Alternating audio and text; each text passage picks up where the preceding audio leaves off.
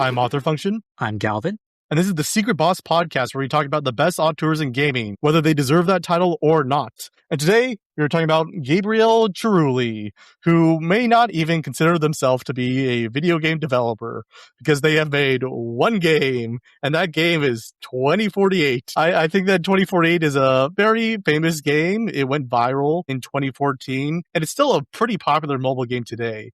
I think it's probably one of the most popular casual games still. So I think it's pretty well known, but the story behind it, I think, is interesting. So tell me, Galvin, what do you know about 2048? I remember 2048 being this game that was popular on browsers because it was very easy to play on very cheap laptops.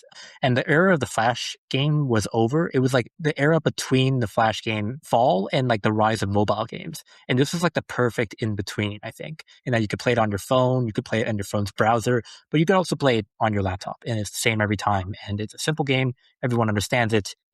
But it's really fun. And also, it's easy to try and sneak it into schools because you could try to convince your math teacher that it had something to do with math. It was like the site calling themselves cool math games, even though if you thought about it for 2 seconds, the premise completely falls apart. Yeah, so 2048 is a game where you basically have a 4x4 grid of 16 squares, and there will be random appearances of the number 2 or the number 4. And you have to add up the 2s and the 2s together to make a 4. And then you add up the 4s and the 4s together to make an 8. And so on until you get to 2048. You can go even higher than that to get a high score. The max is, of course, 2 to the power of 16. But that's a lot of work, and nobody else does that. They usually just go to 2048. Anyway, 2048 was a very simple game, and Gabriele Cirulli basically made it on a whim, on a weekend, just to see if he could make a game, which I thought was very funny for one of the most popular games ever made. To have someone who wasn't even trying to really be a video game designer and was just sort of testing out their coding abilities, and then ended up making one of the most popular games ever, and he never made anything else ever again. So 2048 is actually a derivative work. There were similar games like 2048, including Threes, which was a game where you're basically adding things up to the power of 3, but with some crucial differences. You moved tiles much less. It had a different art style, and you had to add up 1 and 2 to make a 3. And then you would start doing the matchup game. And just these small changes made 3 and 2048 into very different games, because 2048 was a much more casual kind of game. You basically only had to do some basic pattern recognition to figure out what you were supposed to do. Whereas Threes is a much more difficult game. You have to do a lot more strategizing. You have to be more improvisational. But Threes was just such a simple idea, kind of like Tetris and all the clones that came after it, that there were whole communities that were making kind of clones based off Threes. And 2048 is based off of some of these clones. He didn't actually play Threes before it, but he played some of Threes clones, which included a game called 1024 and another game called 2048. And he basically took the same gameplay structure from 2048 and added some extra polish to it, did some new user interface stuff, gave it its art style, because that's what Gabriele Cirulli was interested in being. He wanted to be a user experience engineer, a user interface person. So that's basically what he was doing this for. It was basically just to test out his skills in that area and see if he could make a game. And he did, and it became one of the most popular games ever, which is so funny to me. I kind of want to hear, what are your thoughts on these kinds of derivative games? Because I'm still kind of on the fence on them. Like, it's basically plagiarism, but also it's new and different. So I'm still kind of on the fence about plagiarism because, well, let me put it this way. I mean, Threes, the original game, was made by, well, it was co-created by this game designer named Asher Volmer, who also worked on this game called Ridiculous Fishing. And that is also a game that was plagiarized. And I only became aware of these games by getting to know them through their mobile plagiarized versions. It's actually a weird coincidence. I mean, the company that made Ridiculous Fishing and was also responsible later on for a person who made Threes later took on like a heavy stance. I think Rami Ismail came from that team, and they took like a heavy stance against game plagiarization because they had like 2 of their games plagiarized. But I mean, the thing about this is, like, can you copyright a concept? Like, I don't know. This is basically just taking the concept of the game and doing it again. And it's like, I guess, I don't know. like it would be something to steal Donkey Kong and call it Monkey Kong because you're stealing the character in the presentation of that, and that's like that's part of the whole deal. But this is specifically numbers and in a different way. And I mean, if I was going to be like a fair use lawyer, which I don't know, I mean, they probably won the suit if there was a suit, but I would argue that 2048 has enough differences between threes and itself to be its own game. And I would say it's an improved version of the game. Although to be fair, I haven't played that much of threes. I've only played like a little bit. I would argue that 2048, I mean, first off, the number thing is much better. Instead of adding twos and ones, it goes exponentially up, which makes the player feel a lot better. It has a much simpler art style being presented. It has color-coded tiles. I mean, threes has color-coded tiles too, but this has a lot more different kinds of color-coded tiles. It has different, I have to describe it like it has a different color schemes for tiles depending on what stage you are for them. I don't know if that makes sense, but like after you get past a certain point from like 64 to 128, I think it changes from like orange to yellow, like a vastly different color. And it's like signifying to the player that they've gone to a new stage and gotten better at the game. This is some kind of satisfaction, basically.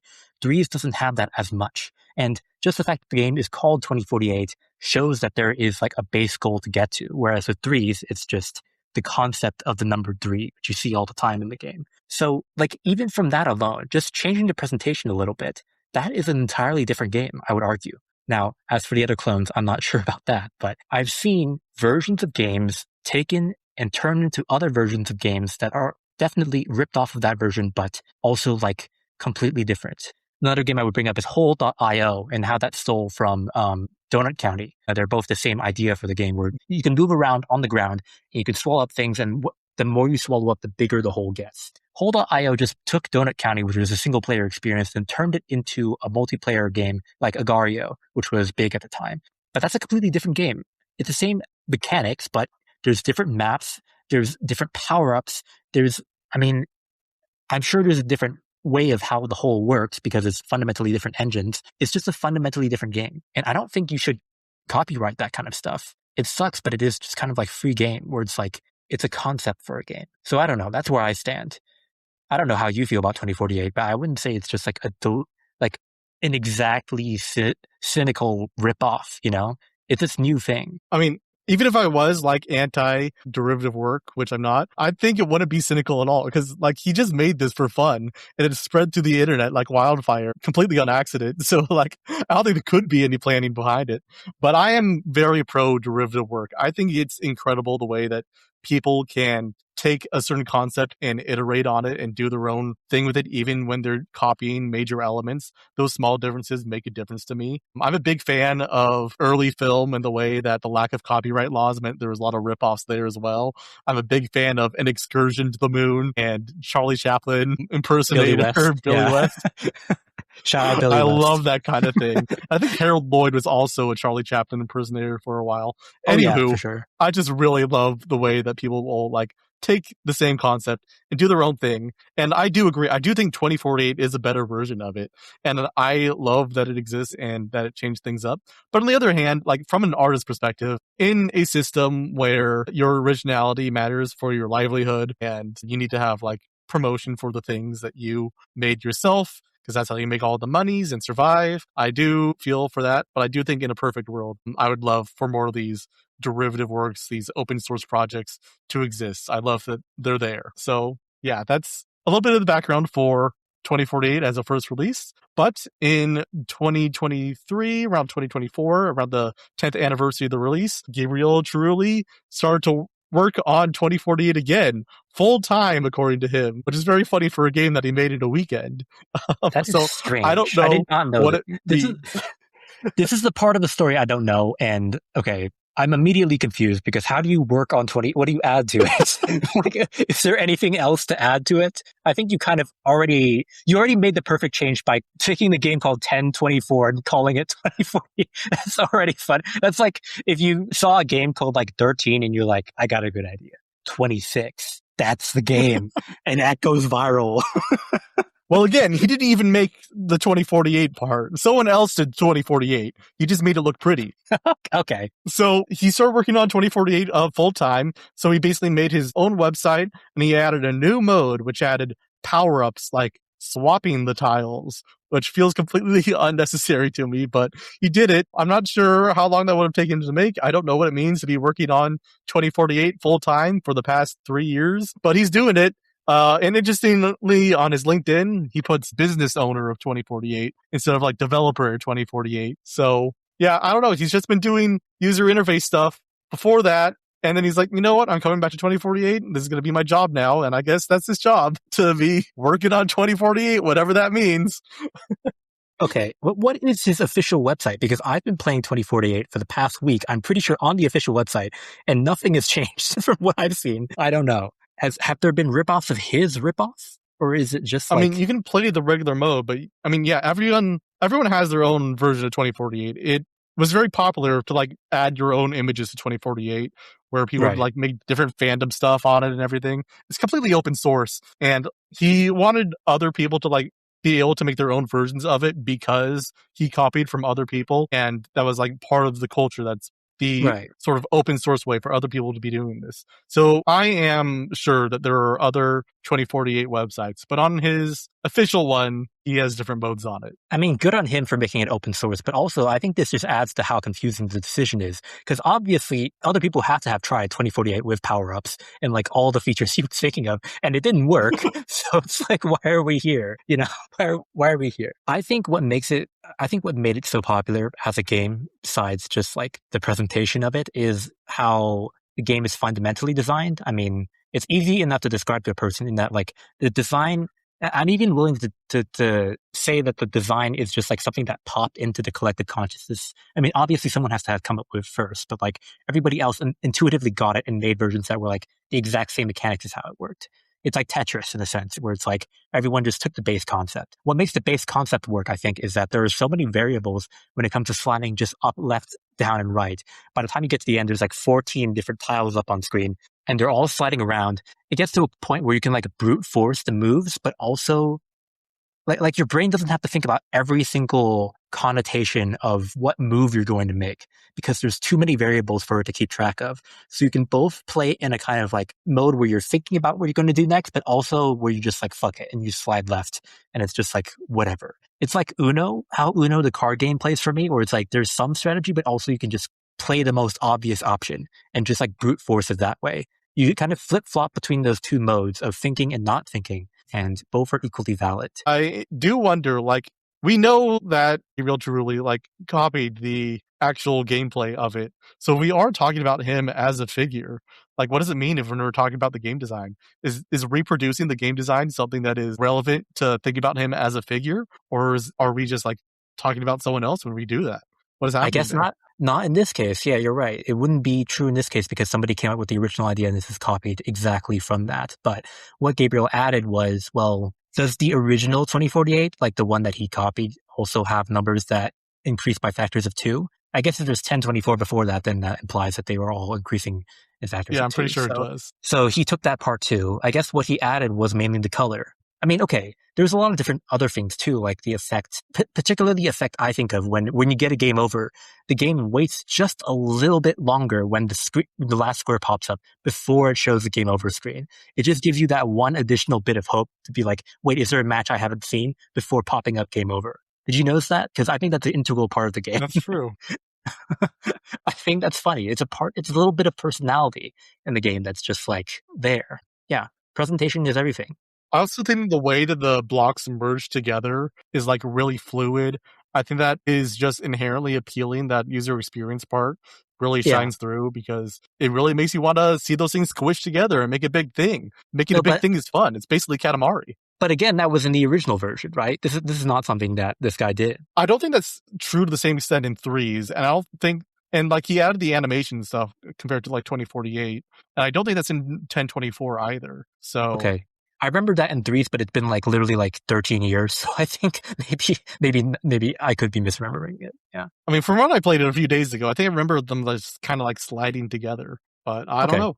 I will say this. I remember threes having like a card based, like the tiles look more like cards in that they have like 3D indents, and they're like more rectangular, like vertically rectangular. Whereas 2048, they're just like abstract squares. I think that gives the impression of Dries as like an analog tabletop game, which is just inherently less satisfying than squares that squish together and become numbers. Because it's like very digital the way 2048 looks. It's very like Web 2.0 UI-ish. It makes you think of these more as like abstract number blocks instead of cards that merge together into different cards. I think that's part of it too. I think that the 2048 aesthetic is like kind of the merging of the hardcore aesthetic where you just have shapes on a black background, like I don't know, Baba Is You or something, and also like the bejeweled aesthetic.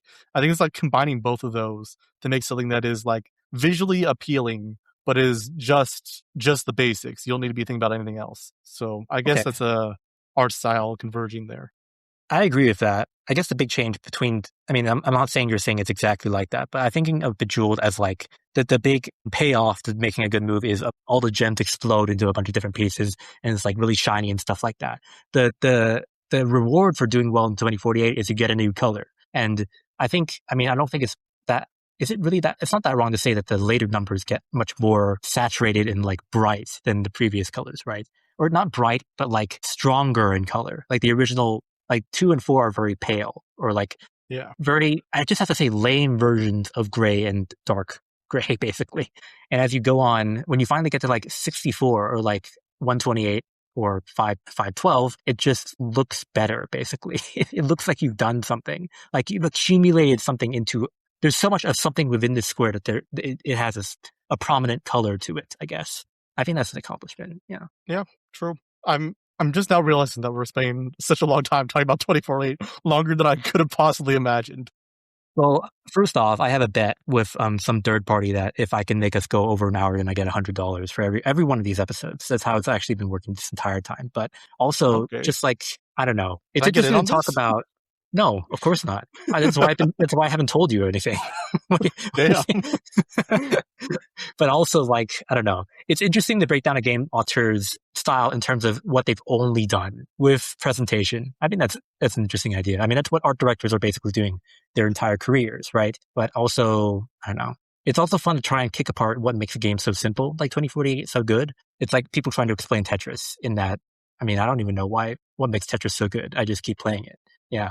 So I haven't played Tetris in so long. Do you play Tetris regularly? Not regularly, but I used to have a phase in like high school and college where I was just going back to it again and again. And every once in a while, I'll remember it and I'll play it like avidly for like 7 days. It's kind of like Cookie Clicker to me, but like Cookie Clicker is not a game that requires skill. So it's different in a way. That's what 2048 is to me, because I got a smartwatch a while ago, and I saw that I could put 2048 on my smartwatch. I was like, sure, I'll give that a shot. Started playing that for like 10 minutes, like, wow, I could play 2048 on my smartwatch. That's cool. Then I uninstalled it. That was a good time for me. Well, that just means it's a game you don't have that much investment in, like interest in. It's just like you've gone through your honeymoon phase of it, and you're just like done. And whenever you see it again, it's just like, oh, it's that game. I'll like half try to play it for a little bit, and then I'll put it away. Meanwhile, but I can have several honeymoons. That's pretty great. Sure, I guess. But meanwhile, I've been on one long honeymoon the entire time. There's casual gamers and then there's competitive gamers like me who play 2048 seriously and are always trying to get 2048 or higher with every number. And I think I do much worse than you, I'm pretty sure. Because I'm pretty sure you got 2048 on your first try, I think. I think you said on your smartwatch. I did. The number.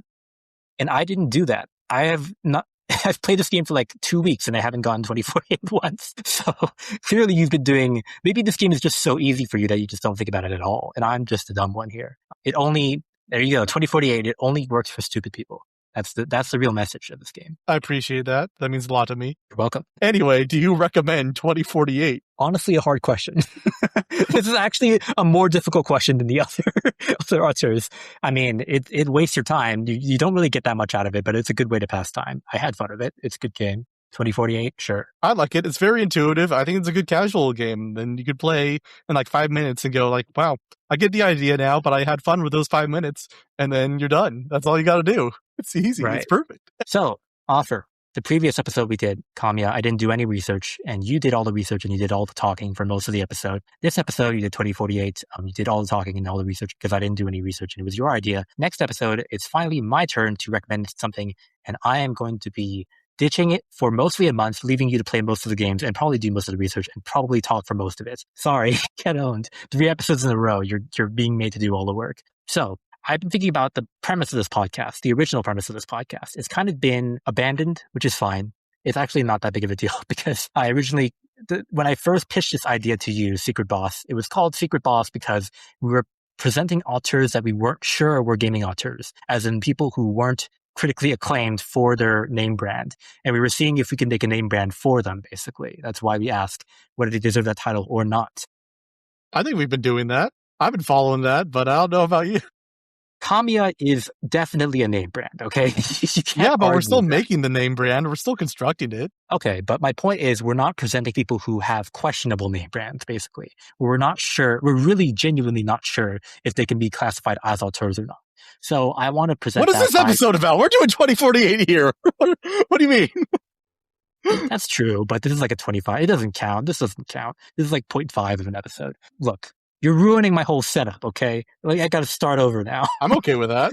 We've been picking 2 popular games is what I'm saying, okay? These are all very popular games, and they have names attached to them in that you can click on this guy's GitHub repo and see it. And now he's classifying himself as the business owner of 2048. That's only something a megalomaniac auteur can do, okay? I want somebody who lives in shame, basically, is what I'm trying to say. Someone who makes like licensed shovelware garbage and has made some good games, so you can consider them kind of a good auteur, but also you can just look at the rest of their career and be like, what is going on? And that's why I picked Nick Hager for our next episode. I haven't played most of Nick Hager's games. I've only played one of Nick Hager's games, and you probably have too. You've played 2 of his games. He's most famous for being the director behind The Blob 1 and The Blob 2. Both games are I like those games. Those are games basically about painting platforms. It's like a 3D platformer where you're a blob of paint and you paint everything around you. But what you may not know is that he was also responsible for a bunch of other games. Like, for example, you know the TV show Barnyard, which was about talking animals, you know, the talking cow? Yeah, well, he made the PS2 video game for Barnyard, and people on Backlog... I played the Wii version, so I got that too. People on Backlogged are reclaiming it as like a surprisingly good game, a surprisingly well-designed game.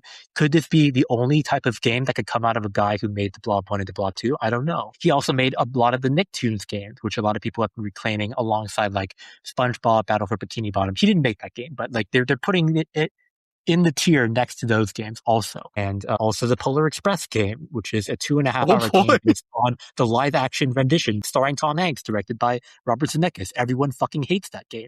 So Polar Express isn't live action. Do you consider that live action? Come on. It's 3D. I mean, people consider like the Lion King live action, you know, the live action Lion King, and that was all 3D no, they fucking don't. So. Yes, they did. Whatever. They called it the live action. Don't lie to me, okay? I was there. I was there when it happened. The point is, he made all of these licensed games. He made these 2 really big deals of games. He eventually went on to found his own indie studio, which he is still working on, where he is making games that basically nobody has heard of. And I think he's making like educational software for kids now, which are like kind of games. What's odd is that I've been planning this episode for like over 3 weeks. His first interview, I think in like over 13 years, came out like 2 weeks ago because the Barnyard game has become a meme online, and people some games journalists decided to ask him why he thought the Barnyard game became popular. And he said it was like GTA, but for kids. And that's... Yeah, I enjoyed it when it came out. It was a good time. His first resurfacing in like over a decade when it comes to games press, because I'm sure the last time he was interviewed and the first time he was interviewed was for The Blob. And that's it. So we're going to be playing all those games, as many as we can, and you're going to let me know if we can find a brand image. As for me, okay. I am proposing this episode because I am working on a video game until August 1st, and I guess I just need to give you a lot of time to get a head start while I work on another game, although I try to play as many games as I can. Okay, and what's his name again? Nick Hager. Hagger. Okay, that's good, because I immediately tried to look him up, and I searched Mike Hagar, who is the main character of Final Fight. So you know what's crazy? I was practicing saying it over in my head again and again, and I kept saying Mike Hagar because I was also thinking of the exact same character from Final Fight. Maybe he made Barnyard. Who knows? He Okay, cool. found a really good games career after that. It's like from actors that turn into directors, you know? He turned from video game character into video game director. I'd love that. But yeah, I'm excited for this. I want to play a licensed game. I haven't played a licensed game that's like that era of bad licensed games in a very long time. So I want to see what it's like. I want to play it and I'll have fun revisiting some of my childhood favorites. So yeah, let's do it. Okay, and I hope you're ready to play a bunch of other shit too, because you're not just going to be getting the good childhood classics. But we'll see. Yeah, I'll dabble with the other stuff as well. Coward. All right, that's it. That's it for this episode. Okay, goodbye. Thank you for listening.